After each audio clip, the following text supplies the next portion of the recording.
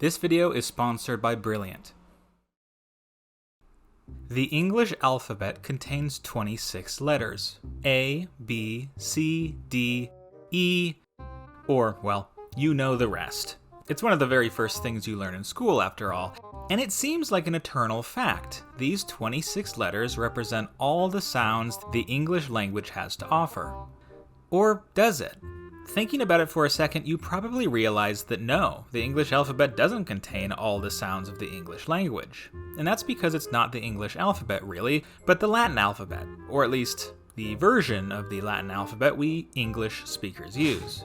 Well, in the Middle Ages, there were many English speakers who realized this fact too, and started to expand the writing system. At one point, the alphabet had almost 30 letters. And so in this video, we'll go over the 7 forgotten letters of the English alphabet.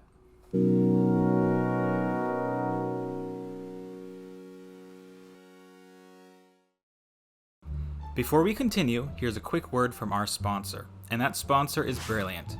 So I'm a history buff, as I'm sure you've noticed.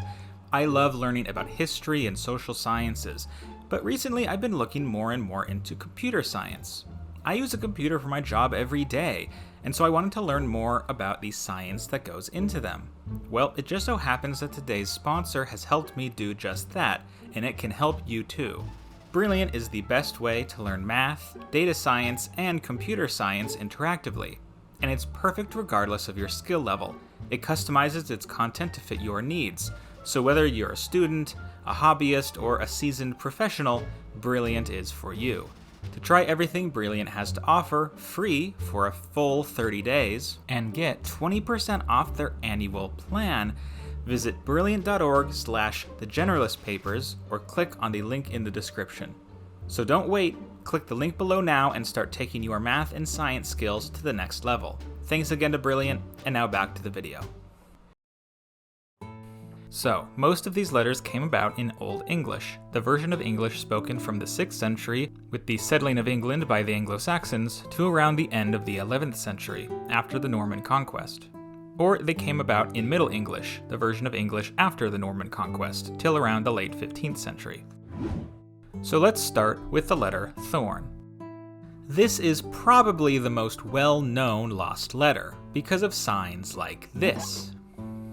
If you know anything about this topic, this is old news, but this Y in the ye here isn't actually a Y.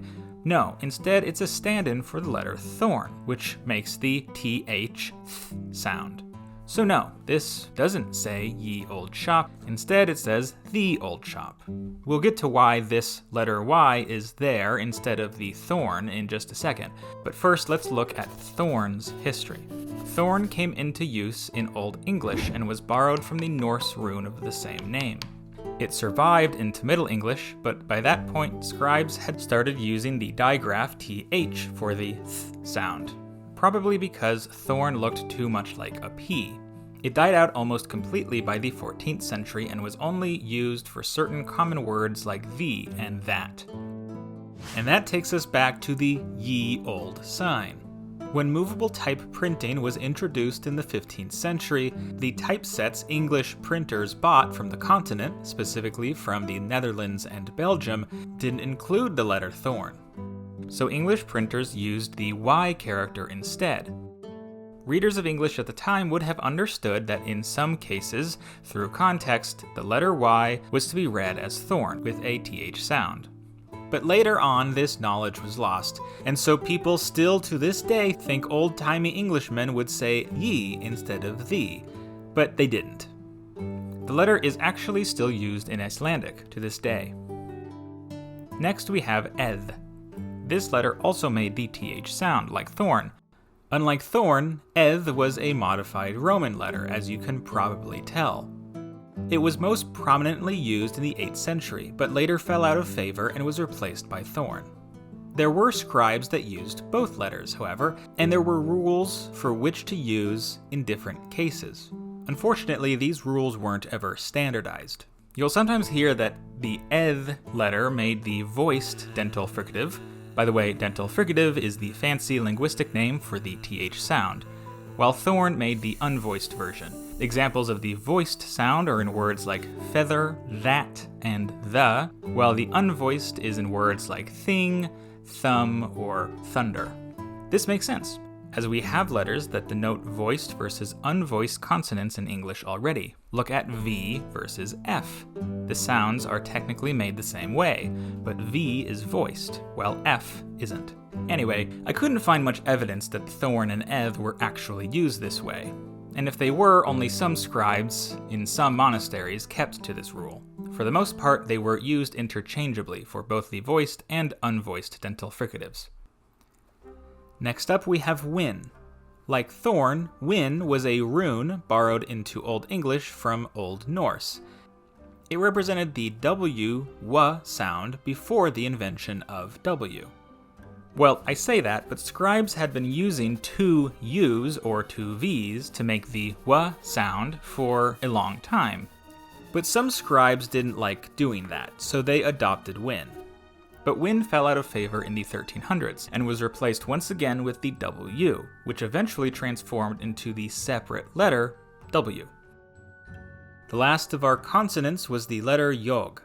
It originated in Middle English rather than Old English, and it was derived from the insular G, which was a funny way people wrote the letter G in the early Middle Ages. Anyway, Yogh made a number of sounds. Most commonly, it either made the y sound, a g sound, or a kind of back of the throat sound, like at the end of the Scottish word loch, as in the Loch Ness Monster.